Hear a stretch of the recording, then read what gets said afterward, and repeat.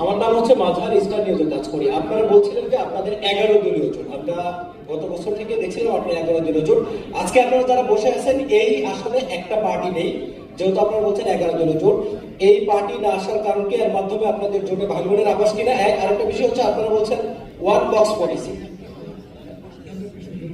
এটা দিয়ে সম্পূর্ণ প্রশ্ন দেখুন। আচ্ছা ঠিক আছে,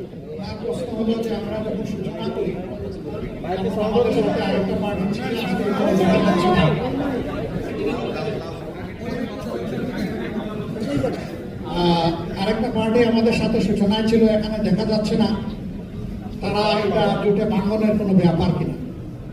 তারা নিজেদের নিয়ে আরো বোঝাপড়া করছেন, তাদের সাথে আমাদের নিয়মিত যোগাযোগ আছে। তারা চূড়ান্ত সিদ্ধান্ত জানাবেন, আমরা আশা করি তারা আমাদের সাথে থাকবেন ইনশাআল্লাহ।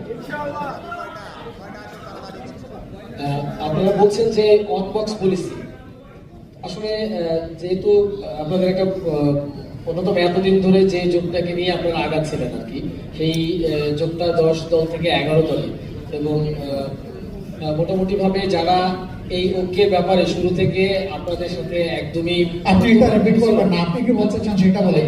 এই এক ওয়ান বক্স পলিসিটা আসলে কিভাবে করবেন তাহলে এই জোট যদি ভেঙে যায়? জোট ভাঙবে কেন?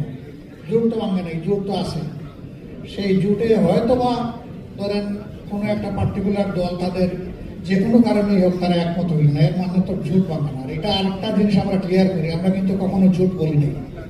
আমরা বরাবর বলে আসছি এটা হলো নির্বাচনী সমঝোতা, এখন আমরা বলছি এটা নির্বাচনী ঐক্য। জি, এরপরে আর কারো কোনো প্রশ্ন? কটি আসন চেয়েছিল আপনাদের কাছে? আপনাদের অবস্থান পরিষ্কার হওয়ার পরে এটাও জানবেন ইনশাআল্লাহ। আর কয়টি চেয়েছিল এটা তো জানা হচ্ছে, চাইবো তো আমি সব দিই। আমরা জোটকে আমরা একত্রিত করেছি, জামাত আমাদের সাথে না, আমরাও জামাতের সাথে আছি। আমরা সবাই সবার সাথে আছি।